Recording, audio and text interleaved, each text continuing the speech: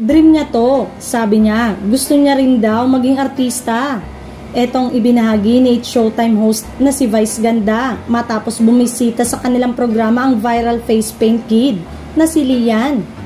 Kasama ang ating special bisita ngayong araw, ang viral face paint kid na si Lian, wika ni Ami Perez, nang ipakilala ito. Dream niya to.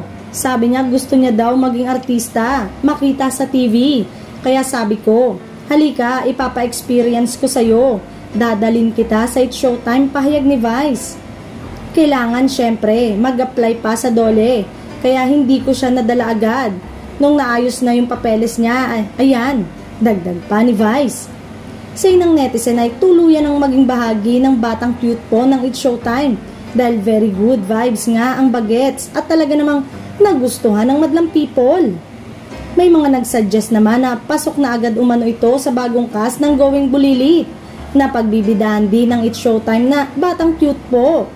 Maaalalang ipinahanap ito noon ni Vice Ganda ang batang lalaki na viral na ngayon sa social media dahil sa kanyang pagpapa-face paint. Naantig ang kalooban ng TV host comedian nang mapanood ang video ng bata na nag-aalangang pumila sa face paint corner ng isang birthday party.